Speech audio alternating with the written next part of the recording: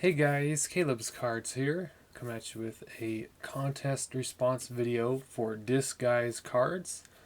He's a recent subscriber of mine that I've seen. I don't know. I do apologize if you've actually been subscribed for a long time, but I've been seeing his comments coming across recently, and his video popped up and showed that he was celebrating 1 year and also 100 subs. So he's holding a little contest slash giveaway, and he would like us to do a video response if we can, but otherwise you can do a comment response if you like. I'm choosing to go the video route and give him a little bit of a shout out, so definitely guys go check him out.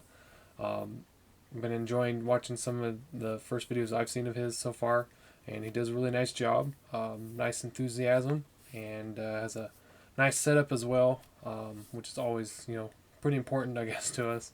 I wish I would have started better with my whole layout and setup and camera work and everything, but I hope it's slowly increased for you guys. So increased and improved. But he's doing a great job. So I remember when I hit my 100, I was super excited. I think it was probably more like a year and a half or maybe 2 years by that time, but I don't remember. So he's definitely making pretty good strides. So for his contest, obviously, number one rule, you need to be subscribed already. Number two is just telling him what your favorite teams are. So I'm pretty much just a Colorado sports fan. Really, only the Avalanche and Broncos have won anything recently of importance. And even then, the Avalanche, that was a long time ago. So my favorite baseball team is the Colorado Rockies. And sadly, yes, I know they traded Nolan Arenado, and he's doing really well. So Ryan McMahon's though doing pretty well. So I guess that's sort of okay. Um, the Denver Broncos, favorite football team. I grew up watching them since 2005.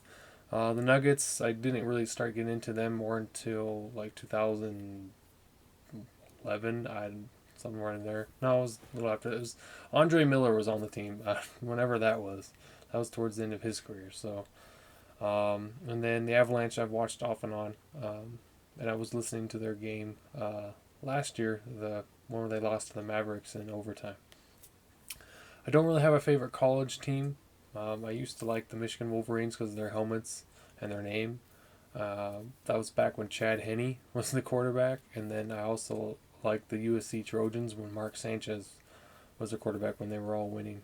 That was many years ago. That was like 2007, so 2008. I was really watching that. So don't really have a favorite college team. So just all major league sports.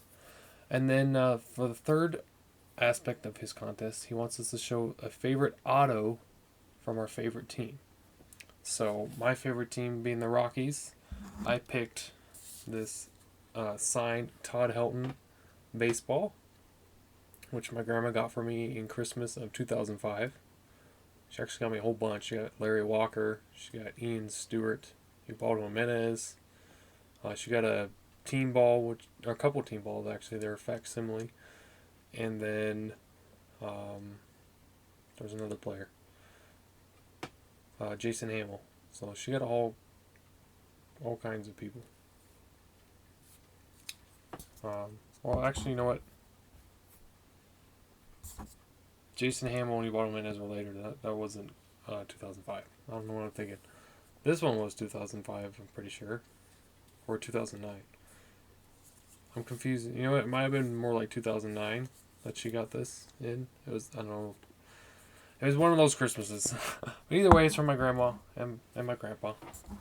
So I think of them when I have those. So that's something I definitely don't want to ever get rid of. Then for the Broncos, it's actually a toss-up between three. I have an autographed football signed by all three of these gentlemen, but I think my brother already packed it up and put it in the storage locker. I have no idea where it is, so I guess we'll find it when we move. But Steve Foley, Carl Mecklenburg, and Rick Carless, I all met when I was 9 years old. Now, they were pretty talkative. There wasn't very many people there at all to see them, which was kind of weird. They were three pretty well-known Broncos players. Steve Foley might have been maybe the least known, but he was still pretty good for us during his time.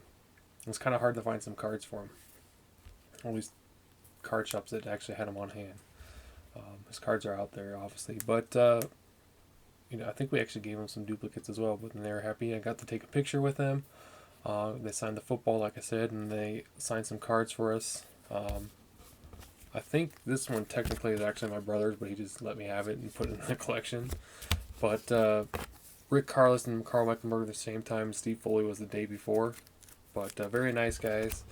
I was 9 years old and too shy to really talk with them, so I didn't really have much to say other than, thank you. But I remember my aunt and my mom were talking to him a lot.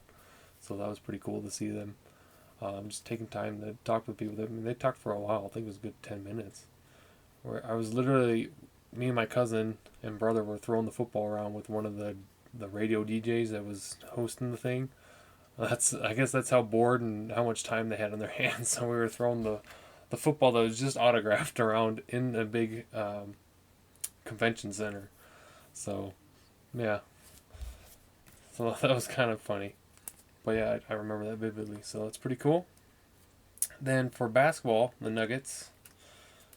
My first ever TTM to Mr. Dan Issel. I have got him on a photo a few years later. Now, Dan Issel kind of has a special place because my uncle who passed away a few years back was a big fan of his. He actually got to meet him along with many of the other Nuggets players from the early 80s at the airport. He said it was like 2 a.m. in the morning or something like that, and there was like nobody in the airport at the time. This was Stapleton Airport, not DIA at the time, and they were coming back from a game.